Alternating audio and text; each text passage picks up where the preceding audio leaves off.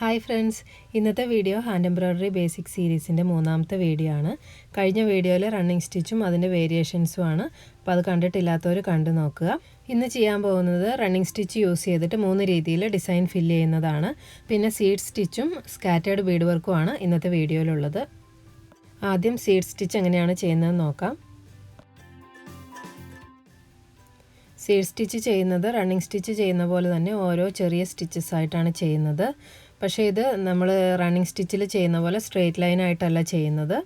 ഇത് ഓരോ ഡയറക്ഷനിലേക്ക് മാറി മാറിയാണ് ചെയ്യുന്നത്. നമുക്കിഷ്ടമുള്ള ഡയറക്ഷനിലേക്ക് നമുക്ക് ചെയ്യാം. പക്ഷേ എല്ലാ സ്റ്റിച്ചിൻ്റെയും വലിപ്പം ഏകദേശം ഒരുപോലെ ആയിരിക്കണം. അതുപോലെ തന്നെ അത് തമ്മിലുള്ള ഗ്യാപ്പും ഏകദേശം ഒരുപോലെ ചെയ്താലാണ് അത് നല്ല ഭംഗിയായിട്ട് വരുന്നത്. ഏറ്റവും ഈസി ആയിട്ട് ചെയ്യാൻ പറ്റുന്ന ഒരു സ്റ്റിച്ചാണിത്. അതുപോലെ തന്നെ നമുക്ക് ഡിസൈൻസൊക്കെ ഫില്ല് ചെയ്യാനായിട്ട് ഈ ഒരു സ്റ്റിച്ച് യൂസ് ചെയ്യാം. ഈ ഒരു സ്റ്റിച്ച് ചെയ്യുമ്പം ഇതിൻ്റെ അടിഭാഗവും കൂടെ നീറ്റായിട്ട് വരാൻ വേണ്ടിയിട്ട് നമ്മളൊരു സ്റ്റിച്ച് ചെയ്തിട്ട് അതിൻ്റെ അടുത്തുള്ള സ്റ്റിച്ച് തന്നെ വീണ്ടും ചെയ്യണം. അതല്ലെങ്കിൽ നമ്മൾ ദൂരെയുള്ള സ്റ്റിച്ച് ചെയ്യുവാണെങ്കിൽ അടിയിൽ കൂടെ ഒരുപാട് അങ്ങോട്ടും ഇങ്ങോട്ടും നൂല് വലിക്കേണ്ടി വരും.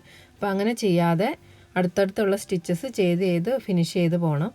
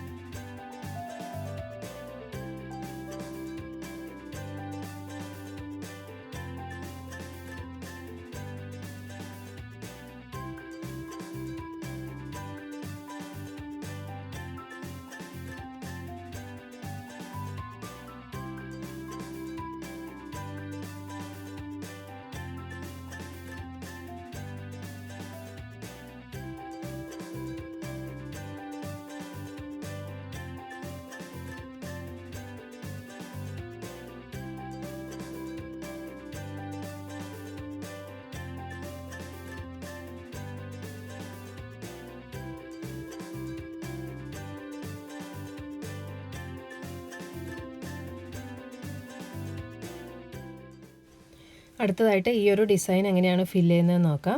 ഇതിൻ്റെ ഔട്ട്ലൈൻ ഞാൻ റണ്ണിങ് സ്റ്റിച്ച് വെച്ചിട്ട് ചെയ്തിട്ടുണ്ട്. ഇതിന് വേണ്ടിയിട്ട് 6 strands ആണ് യൂസ് ചെയ്തത്. അപ്പോൾ 6 strands യൂസ് ചെയ്യണമെന്നില്ല, ഞാനങ്ങനെ യൂസ് ചെയ്തു എന്നേ ഉള്ളൂ. ഇത് ഫില്ല് ചെയ്യാൻ വേണ്ടിയിട്ട് 3 strands ആണ് യൂസ് ചെയ്യുന്നത്. അപ്പോൾ ഇതിൻ്റെ ഔട്ട്ലൈൻ കറക്റ്റായിട്ട് എടുത്ത് കാണിക്കാൻ വേണ്ടിയിട്ടാണ് 6 strands യൂസ് ചെയ്തത്. അല്ലെങ്കിൽ നമുക്ക് വേറൊരു കളർ യൂസ് ചെയ്തിട്ടാണെങ്കിലും ചെയ്യാം.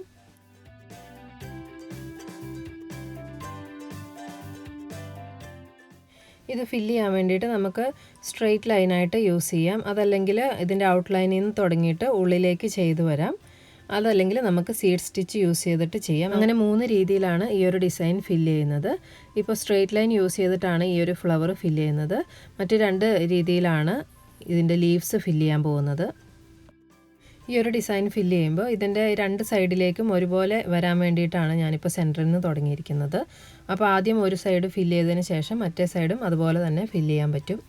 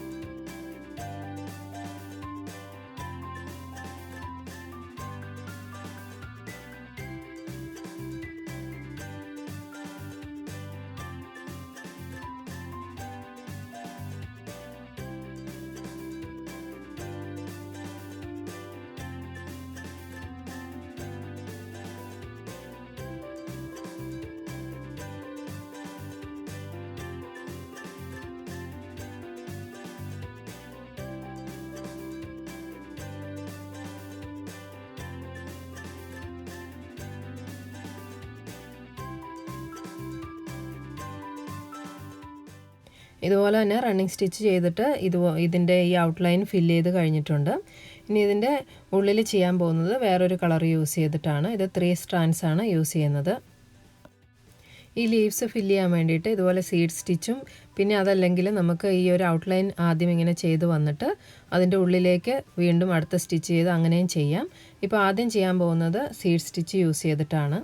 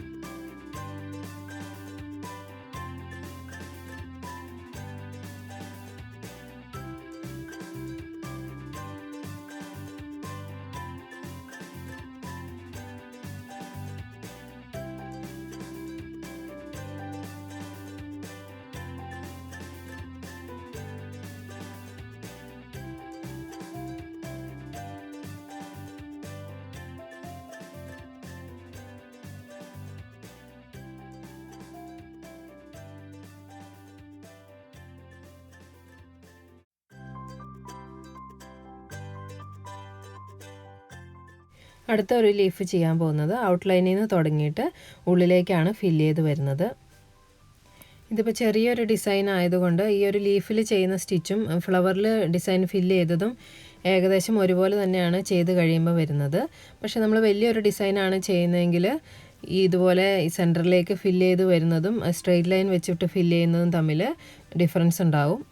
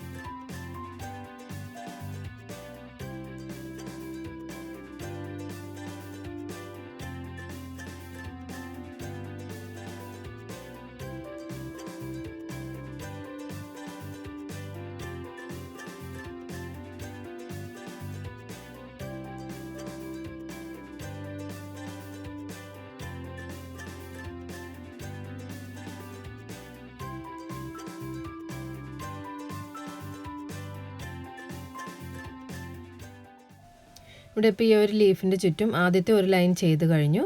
ഇനി അതുപോലെ തന്നെ അതിൻ്റെ ഉള്ളിലേക്ക് അടുത്തൊരു ലൈൻ ചെയ്യണം. അങ്ങനെയാണ് ഈ ഒരു ലീഫ് ഫുള്ള് ഫില്ലാകുന്നത് വരെ ഇതുപോലെ ഇങ്ങനെ സെൻറ്ററിലേക്ക് ചെയ്ത് വരുവാണ് വേണ്ടത്.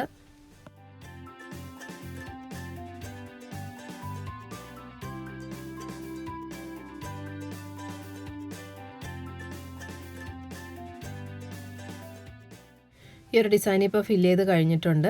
ഇതൊരു ചെറിയ ലീഫ് ആയതുകൊണ്ട് ഈ ഒരു ലീഫ് ചെയ്തതും ഫ്ലവർ ചെയ്തതും ഏകദേശം ഒരുപോലെയാണ് വന്നിരിക്കുന്നത്.